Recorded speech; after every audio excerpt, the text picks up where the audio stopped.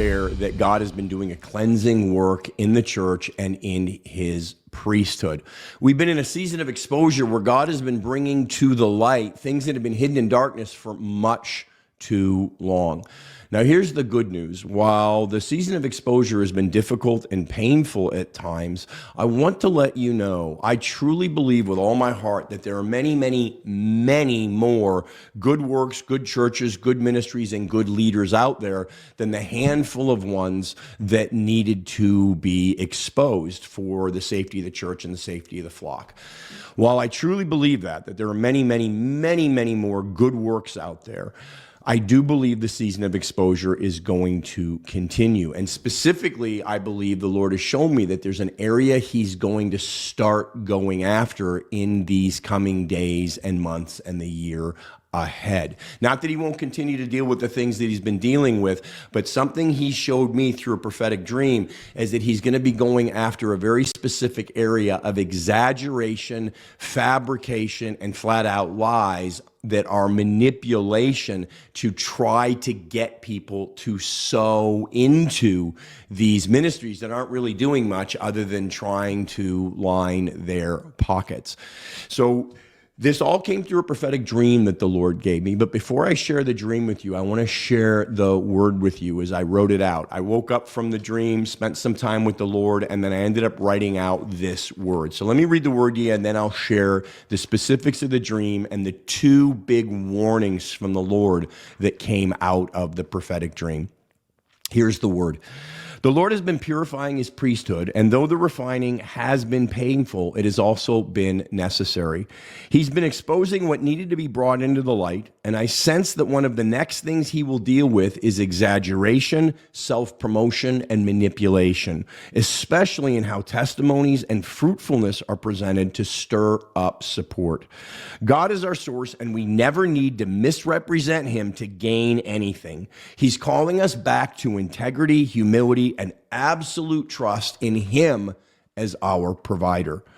At the same time, the enemy will try to use these exposures to harden hearts and rob God's people of the blessing of sowing and reaping. As the Lord deals with exaggeration or misrepresentation of some, don't stop sowing. Simply shift your seed to better, more trustworthy soil.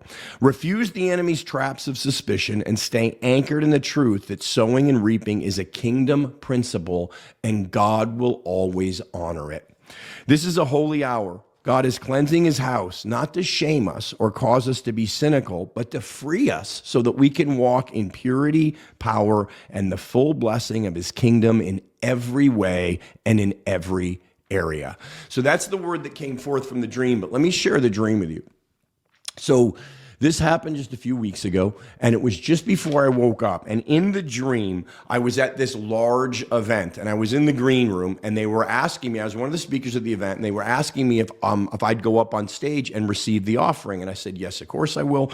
And then I want to make sure I get these details right, because it's been a couple weeks since I had the dream and wrote it down. So they asked me to receive the offering, and the host of the event started to share various evangelism and miracle testimonies that they wanted me to share from the stage to get people excited about giving into the offering and supporting their ministry. But in the dream, I knew that by the Spirit of the Lord in the dream, I knew that the testimonies they were sharing with me about the miracles and about the fruit of evangelistic outreaches, I knew that they were exaggerated and fabricated and even just flat out false. And when I asked them about this in the dream, this is what happened. When I asked them about this, they laughed it off and simply said, well, you know how it is. We're charismatics. Hallelujah. That's just what we do. Now, I'd never heard this twisting of hallelujah before, twisting into hallelujah. But in the dream, even though I'd never heard the term before, I knew exactly what they meant. That they were saying, well, you know, we're charismatics. We fabricate. We exaggerate. We get the people's emotions stirred up so that they'll give. And that's when I woke up. and I woke up with such a heavy, heavy heart. And I knew that my heart was heavy, not just because I was deeply grieved that this type of thing is going on, if not literally going on, but by the Spirit of the Lord, he was showing me that this kind of thing is going on and he's going to deal with it. I was not only grieved by it because it was so anathema. It was so the opposite of how I was raised in ministry and the kingdom values I was raised in, and how sacred and holy we treat the receiving of the offering, where people are presented the opportunity not only to sow into good kingdom works, but also to reap the blessings of doing that. Because, when you sow into an offering, into good works and good soil, and you sow good seed, you're not only helping to meet an immediate kingdom need of that work or that ministry or that church or that leader, but you're actually working in the Spirit to set yourself up for your future needs to be met, because you're sowing, you will reap. And I could feel the heaviness of the Lord's heart over this, the grief of the Lord over all of this. Not only that these fabrications and manipulations and flat out lies were going on, but that the enemy was trying to not only sow falsehoods and manipulation, but he was trying to create this when God would bring about the exposure for the healing, that the enemy would jump on that and try to make people bitter and cynical and steal the blessing of sowing and reaping from them. So as I woke up, and I was so heavy and I felt so brokenhearted, and I could feel the Lord's heart breaking over all of this, I knew that there were two warnings that he was speaking of in the dream. And I've touched on them, but I want to go into it specifically. It was deep and sobering grief that I was feeling, hard to fully put into words, but I knew that there were two clear warnings that he was giving us as the priesthood and as the church from this dream. The first is fairly obvious. I could sense the warning to his body and his priesthood about exaggeration, self-promotion, and self-puffery, and how God is going to do a refining work amongst his people in these areas. That we are in this season of exposure, and while it has been painful, he will continue it, and he's going to continue to purify his priesthood. And this next thing that he's going to deal with, or add to what he's dealing with, I should say, is how he's going to reveal the lies and exaggeration, especially in regard to testimonies and fruitfulness, and especially in the areas of trying to stir up emotions, to stir up financial support. We never need to exaggerate what God is doing. If we're in healing ministry and we're praying for somebody whose hand is frozen, and their pinky starts to tingle, we can celebrate that God is doing something. We don't have to declare, and the hand was completely healed. Well, we can believe the hand is beginning to be completely healed because we take that little tingle as evidence that God is working, and we celebrate that. That's faith, but we don't exaggerate that into something it's not. And we especially don't do that to try to stir people up to think that there's more going on in our ministries than is what's going on. God is our source. God is our provider. We never need to exaggerate him. We certainly don't need to fabricate what he's doing or exaggerate what he's doing or puff up what he's doing. God is doing what he's doing, and we are so blessed to be a part of it. And we should shout from the rooftops the things that he's doing, but we should never, ever get into exaggeration or fabrication in regards to those works. The other thing in regards to exaggeration I could feel the Lord wanted to get at was, in this season of exposure, as I said, we all know we're in it. We all know he's doing a cleansing work. We all know we're in a season of exposure, and we all know that God has been exposing what needs to be exposed. But there's another exaggeration that's going on as well, and it's in this ministry of finger pointing and fault finding that some have jumped on the bandwagon of. Now, this is a very delicate area because we want to partner with the Lord in what he's doing, but we always want to watch over the motives of our hearts. And something else the Lord has shown me is that there are a handful of ministries out there that they think they're partnering with God, but they're really partnering with the accuser of the brethren.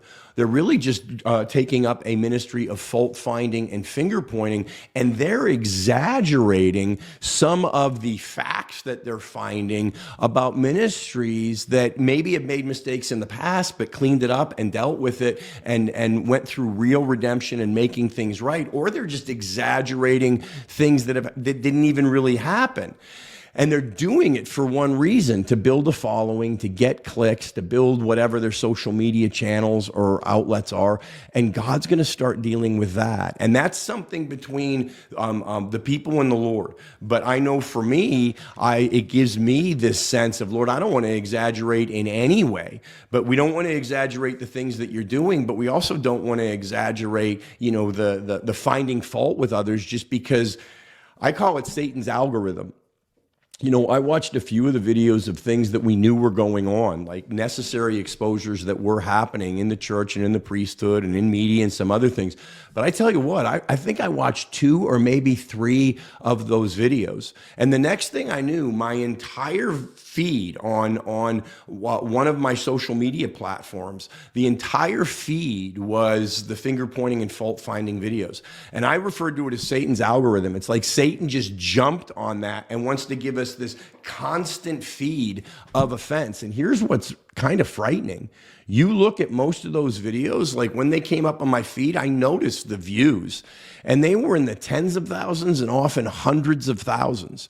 So it's very easy to build a channel, build a following, build a name, build financial support when all you're doing is finding fault with others. And perhaps you start out wanting to be a part of what God is doing, but then all of a sudden you don't even realize that now you're just looking to find fault. You're looking to point fingers. You're looking for anything that you can hyper focus on and exaggerate. This is how the Lord spoke to me. He's doing a necessary work of exposure, but Satan has jumped on it and brought us into some ungodly overexposure. And he took me all the way back to my university days, and I'm old enough. I went to university in the late 80s, and I had a journalism class, and in one of my journalism classes was photojournalism. And in the photojournalism class, we had cameras, and some of you won't even know what this is, but we had cameras with film in them. And we'd go out and we'd, take photos for our news stories. And then you had to go into the photo lab, and you go into the dark room, and you take the film out of the camera, and you go into the dark room to expose it. And when it's exposed, the image is represented well, right? The image is brought about fully, and God is doing an exposing work in his church and in his priesthood and his body right now, so that we can be brought back into a clearer image of him, a clearer expression of him. But here's the thing: if you overexpose the image, it gets really dark and distorted. And that's what the Lord was showing me, is while he is doing an exposing work right now, he's going to start dealing with those who aren't really interested in partnering with him in any way in the exposure. They're jumping on the demonic move of overexposure, where they're bringing darkness into this whole thing, and they're partnering with the accuser of the brethren. Now, love believes the best, so I believe that most of the ones that are doing that, or any of the ones I should say that are doing that, they're probably not even aware. They probably started with pure motives. But if the Lord starts to check your heart, let him, because he's going to deal with the things that he needs to deal with. He'll have the way to bring them into the light. If all that's going on, though, is that you're building a name or a channel or something else by finding fault with others and exaggerating that fault, well, I believe that we're in a season where the Lord is going to start cleaning that up as well. And then the other warning from this, and the first being the 2 ways he's going to start dealing with exaggeration, and then the other warning that came clearly from this was what I talked about, where the Lord warning that the enemy is after our blessing, a financial increase in all of this. If exposure about exaggeration or misrepresentation ever comes out regarding a work or ministry or minister that you've sown into, don't let it make you bitter or cynical, and don't stop sowing. Instead, thank God for revealing the truth to you, so that you can shift your seed from soil that wasn't good into soil that is good. And simply pray into that and say, Lord, thank you that you've shown me this.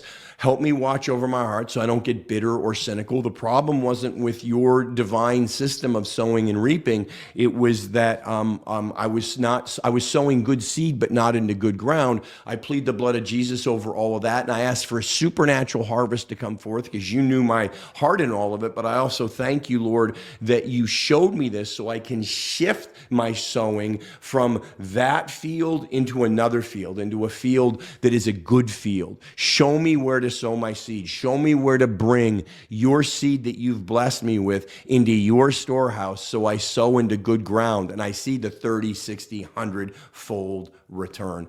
So there you go. That's what I believe the next work that's coming, the next exposure that's coming into the church and into the priesthood as God continues to clean things up and bring healing to his church and healing to his priesthood. He's going to deal with exaggeration and fabrication, especially in the area of miracle and evangelism testimonies and things like that. And it's not that he's not doing miracles. It's not that he's not out there doing incredible saving works. It's he is. And there are those that are going to fabricate that because they know the season that we're in right now. And I want to encourage you, be out there working miracles. Be out there sharing the gospel. We're in a really exciting time where God is moving powerfully and profoundly. And when you get those testimonies of what he's doing, shout them to the rooftops, to the glory of God, and to let people know about the awesome, amazing, saving, healing, delivering, loving, providing, protecting God that we have. There's no need to exaggerate him, but at the same time, we should be sharing his testimonies with anyone and everyone who's willing to listen so they can come to know our God better. And then, of course, he's also going to start dealing with those who are exaggerating fault finding and exaggerating finger pointing simply to create a name or a following or to partner with, as I said, I call it Satan's algorithm to build that social media audience or that streaming audience. And then the second warning is that he wanted to make sure that we don't let Satan make us bitter or cynical so that we are robbed of the blessing of the kingdom principle and the divine system of sowing and reaping. So thanks for being with me. I'm going to do a few more videos on the prophetic words I've been getting for this season. If you haven't had a chance, I presented all of them in brief in a video called Prophetic Words for 5786 that I did with Patricia King. I'll put the thumbnail of that up and you can look for that. But what I thought I'd do is I'd take most of those words, because one of them I already had done a very detailed video on called Lands, Houses, Buildings, all about the prophetic word, about how we've come into a time when God is bringing his people into the places he's been preparing for them for years and even decades for some. And I did a very detailed video on that prophetic word. I'll put that thumbnail up so you can go watch it if you haven't yet. You want to, because oh my gosh, you want to partner your faith with what God is doing in regards to that, because there are amazing places in the natural and in the spirit he is going to bring you into. He's been preparing them for you and he's going to bring you into them. But then I thought I'd take each of the other four prophetic words from that, the four other prophetic words from that video, and do more detailed videos on each of them. And this is the first one of those. I'm going on a family vacation, but I'm pre-recording this and it'll go out, I think, Wednesday. But then that'll be when I'm on family vacation. Then I immediately fly to New York from the vacation to do some meetings in New York City. And I'll be back that following week and get back on track with live streams and media. So hopefully content will keep coming to you. We are here to serve you. We are here to be a blessing to you. We're here to equip, encourage, and empower you because you are part of God's solution. Real quick before I let you go, I do have a free gift for you. This month, anybody who sows into RHM, which, as I said, if you're looking for good soil to sow into, I believe that RHM is good soil, and we're doing good kingdom works for our King around the world through media, missions, meetings, and more. And if you'd like to partner with us, if you've been blessed by our media, if you believe in the mission and the mandate and the message of RHM, if you want to come alongside of us as we come alongside the body of Christ to equip, encourage, and empower them, we call our partners our Go Team because they help us go to the whole wide world with the presence, power, and personality of Jesus to mentor, disciple, equip, encourage, and empower the church. And if you'd like to be a part of that and you're willing to partner with RHM, I have got a gift for you. What we're doing this month is we're giving everybody the document I created on my 5 prophetic words for 5786. We just had Rosh Hashanah. We came into the year 5786 on the Hebraic calendar, and that's when God gave me these 5 prophetic words. I just shared one with you. But in this document, it's 20 plus pages. I give all the words. I give all the prophetic interpretation of the words, the prophetic background of the words. I give scriptures to stand on. There are decrees. There are prayers. There's all sorts of stuff in this document. And anybody who partners with RHM for $30 or more this month, you will get not only a thank you email, but then you'll get another one from me saying thank you and with your free download of that document detailing these 5 prophetic words for 5786. Plus, you get all the blessings and benefits of coming alongside what we're doing. And we greatly, greatly, greatly appreciate you considering that. Thanks so much for being with me for this video. And I will see you again as soon as I'm back from our family vacation and the meetings in New York City. Ready for more? Go to roberthodgkin.com for more teachings, more resources, and more information about Robert Hotchkin Ministries and Men on the Front Lines.